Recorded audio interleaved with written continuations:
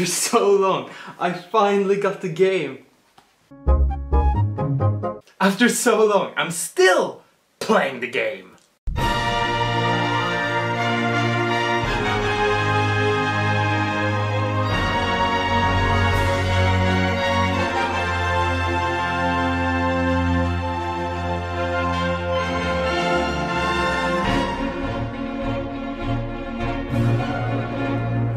First things first, this is no Zelda game. I've seen already several times that other reviewers are giving this game a below average score only because it's not a Zelda game. You know, they're absolutely correct, since I gave Mario Kart a 3 out of 10, since it didn't have enough platforms. Anyway, like Mario has a kart series, Zelda is now have a collaboration game with Dynasty Warriors, and as a huge Zelda fan, I will say that I like the fact that they're trying new stuff, as long as it doesn't stop the main Zelda games. I mean, when I first saw the trailers, I went all...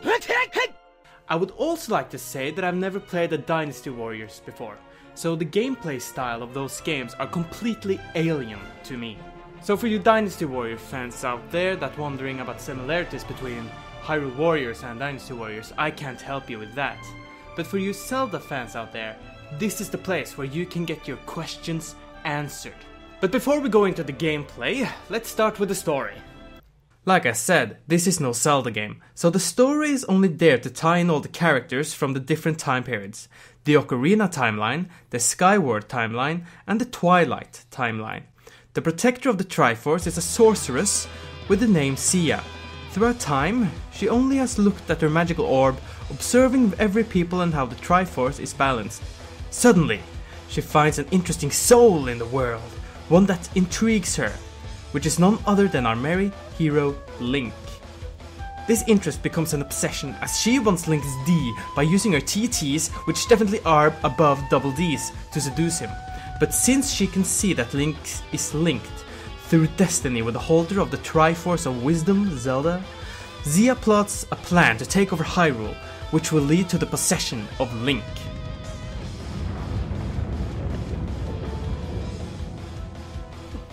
This is pretty much all there is to the story. The good thing with the story is that you will go to familiar places from the Zelda game, all from Hyrule Field to Death Mountain. There are also original places made by Koei Tecmo, and one of those places are pretty much a stalker shrine made by Sia with hundreds of paintings of Link. Another good thing that I really enjoyed are the cutscenes. When people asked Eiji Aonuma if this game was canon in the Zelda timeline, he stated that it wasn't, but that it could be considered something like the Avengers. And the cutscenes make it so fun to look at everyone interacting. Now, there are 3 bad things with the story. One is the fact that the story isn't really that interesting.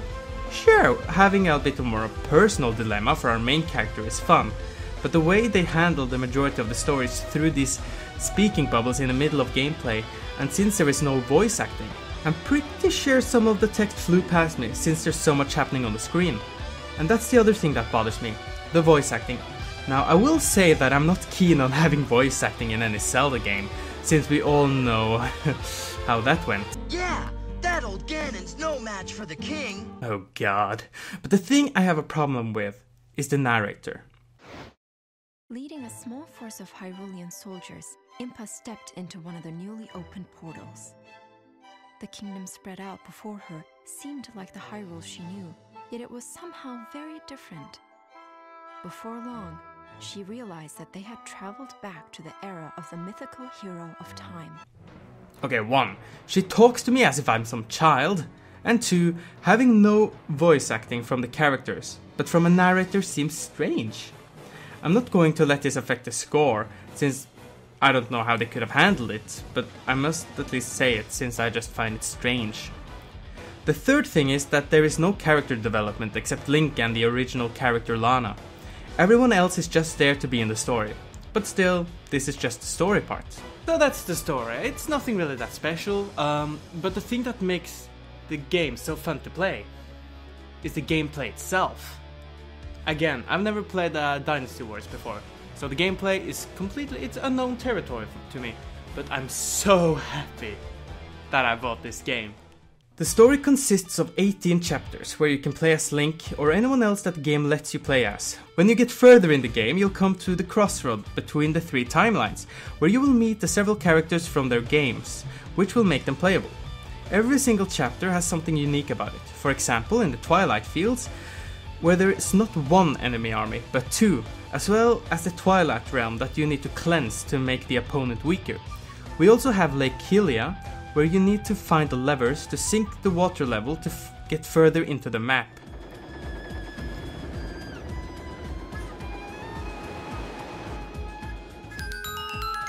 The main aspect of each chapter is to take the keeps from the enemy to boost your own army. There are thousands of enemies on the field, and there are several variants of them. Some enemies specializes in taking your keeps, while others are stronger to face your own character. Usually to win a battle, you have to defeat the enemy commander, also known as a warrior. This could be any of the playable characters, or some common enemy with a strong boost.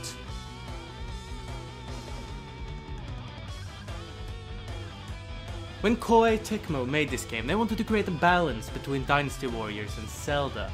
Obviously, the gameplay-wise, it's much more Dynasty Warriors, but there are a few things that Zelda fans can, be happy, feel home when they see it. Throughout the story, you will find items, for example, the trusty boomerang or the bow, which can be used to take down enemies or certain obstacles, for example some walls.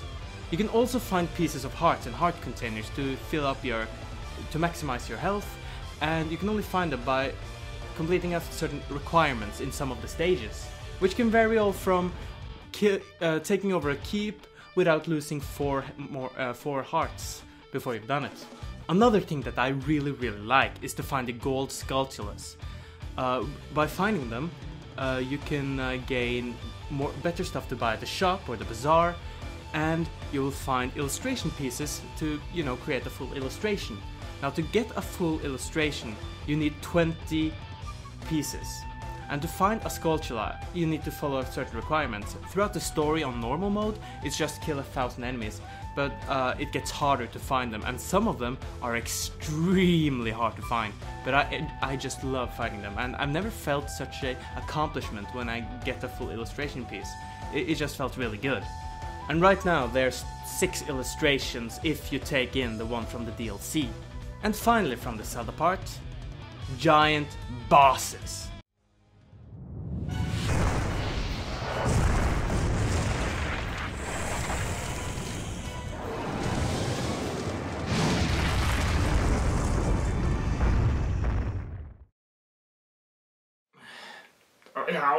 You will meet them a lot, and sometimes they can be really annoying, but they are a lot of fun to fight against. And if you know your Zelda lore, you know how to go against them.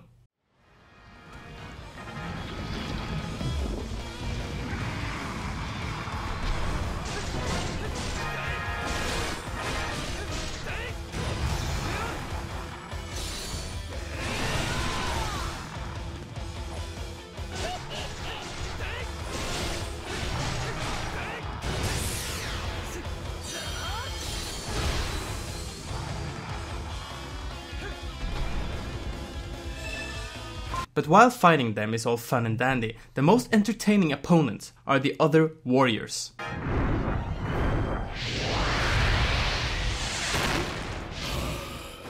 Volga.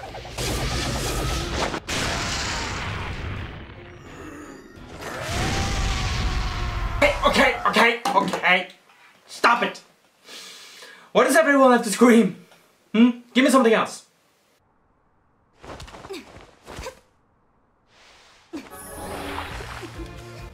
Ruto.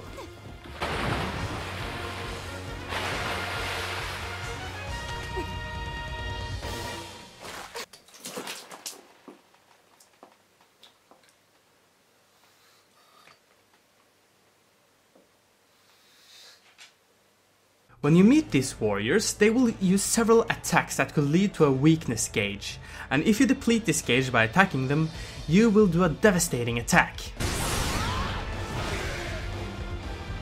After playing against the same opponent several times, they will be rather easy to predict, but that's why there's a leveling system. The more levels you gain, you get more attack power and more hearts. You gain levels obviously by fighting enemies, but if there is one character that is a bit under level compared to the others, you can go to the bazaar and buy levels. You can only buy levels up to your most leveled character, plus it gets expensive. When you do finish a stage, you get several materials depending on if you pick them up, and new weapons. All of them can be sent to the bazaar to do something with them. For example, you can combine 2 weapons to create one that you prefer the most. First you pick a weapon with an empty skill slot and with stronger attack. Then you choose the weaker weapon with a skill that you want to put on your stronger weapon. Once you've combined them, you get the weapon you want. Simple as that. Now, the materials work differently on each character, as you can make badges to power up all of them. Each character works individually, so you need to choose the one you want to use your materials on. These badges that you make can do all from improving your resistance from a certain element, or increase your combos, which you should fill out on every single character, or else you're stupid. So yeah, there's a lot of good stuff in the gameplay department, but the place I spent most of my time, just gave hours from my life to, was adventure mode. Here you can walk around the classic Legend of Zelda map from the NES, and each square in the map is a stage where there's certain requirements to beat them. For example, defeat 300 enemies in less than 10 minutes, etc. Some can hold tests to kill certain enemies that holds different weapons, whereas others is to beat a horde mode to kill as many enemies as possible in a certain amount of time. Here you can also get new weapons and improve the old ones. There are 3 levels of each weapons in the game, like for each character, and they look different as well aesthetic wise, and they're much more powerful. Like level 1 has like 88 in attack power, whereas level 3 can have up to 400. Now the only thing that I wish they allowed me to do is to make it look like, you know, level 1, because you know how it looks, but have the strength of a level 3 weapon. But they don't do that, which is kind of iffy, because some weapons I prefer having a level 1 aesthetic, how it looks. Plus some of the stages can only be completed by using a certain character, so it makes you learn every single character, which is a good thing. Before I go into the good and the bad thing about the gameplay, I would really like to talk about the characters. Now there's a lot of them, so I won't go into them individually, but I will say something that's really important to know about each of them. Every character works differently. Some people may believe that all of them are just the same, only with different animations, but that's not the case. Every character has a special trait, which makes them work differently. Lynx has his spinning attack, which he can use in any combo, while Sand can fill up a meter by using combos, and then use the meter to either go Beyblade on everyone's asses, or just shoot them. Zelda also has something interesting. She can gain 3 light arrows by pressing the heavy attack button, and then she can use them in any combo. But if she doesn't have them, she'll have different combos than before. So every character works differently. And you will know when you should use a specific character for a stage where one specializes in 1 versus 1, or the other 1 versus many. But let's go through the good and the bad. I know what were on everyone's mind when they saw the first trailer for this game. 1, it would get repetitive, and 2, it's a button masher. When it comes to the repetitive part of the argument, all I can say is that I'm still playing the game. And yes, you do the same thing over and over and over, but with the different characters, with the different requirements to beat the stage, and with all the rewards, and I've never felt such achievement before in a long time in any game. It doesn't push you away from the game, even though you do the same thing. And the button mashing part, good luck. If you just jump into the game and just press the same button over and over, you will not win, you will fail. You will lose. You will die. You will find out that every single combo will work better than the other in different scenarios. For example, there is one combo that works better against one enemy, whereas there's another combo that works perfectly against a whole group of enemies. And finally, yes, I know that I've only said almost good things about the gameplay part of the game, but that's because there's no really major things that really makes me want to punch through a wall. The only small thing I can think of is the fact that when a lot of stuff happening on the screen, when you do a super attack and a lot of enemies on there, it slows down a bit. It happens rarely, and it doesn't bother me that much because it doesn't it slows down in a way that seems like slow motion, and you know slow motion can make super attacks look kind of ooh, so it doesn't bother me that much, and I don't think anyone will be bothered by it, and it happens rarely on occasion. But there is one thing that I just said in all of my previous Hyrule Warriors videos, where I pray to the Lord Almighty, whoever Lord you believe in, I don't know, there is no online. What? We get a lousy 30 frames per second 720p full TV iPad multiplayer with several faults, but no online? This game would work perfectly with online support. Oh wait, I'm sorry, there is one online thing about it. I mean, when you go to adventure mode, you might find other players, you know, other people who plays around the world, links, you know, link the character with their own level, 79, 80, whatever.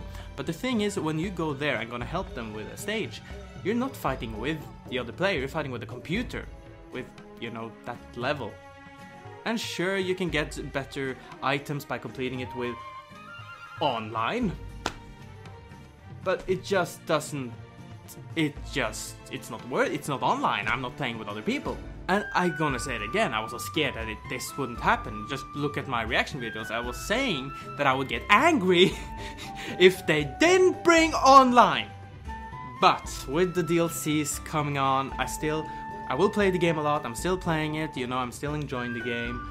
Even though online can, you know, extend the longevity, is that the right word? Whatever. If they can make the game live for longer, I'm still playing it, and it's more stuff on its way. So it's still that. But please, the sequel, please, give me online. Please, go to Tecmo. Eiji Aonuma, please. So before I give the verdict of this game, I'm gonna talk a bit about the music.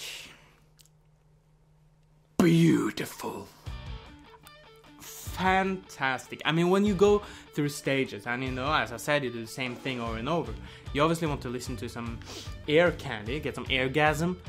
I haven't found one single track in this game that I don't like, and you can choose what the track you want in every stage. At the beginning of the battle, it says choose background BGM, background music, and it's wonderful. I absolutely love it. They're using old Zelda songs with, you know, a rockification, is that the right word? They kind of put in a different tune to it, so it sounds more actiony. Even the slow pace sounds freaking amazing. So, my final verdict for this game is an 8 out of 10. I will also give you that is my critical verdict. My personal verdict for how much I'm playing it and etc. a 9 out of 10. The only thing that kind of pushes it down is obviously that the multiplayer is pretty bad. It's really bad, and the story is kind of meh. That just takes it down for me, and yeah. I really recommend it to Zelda fans. If you've never tried Dynasty Warriors before, I really recommend it. I've never tried it before, and I loved it. Now, if you're a Dynasty Warriors fan and you have a Wii U, try it out. If you're a Dynasty Warriors fan, you will see more that you like, I think. And if you don't like Dynasty Warriors gameplay, this is not the game for you. Even if you're a Zelda fan, don't even try, please. I mean, there's a lot of Zelda stuff here, but it's Dynasty Warriors gameplay. And please remember, this is not a Zelda game, nor a Dynasty Warriors game. It's a new thing. Please.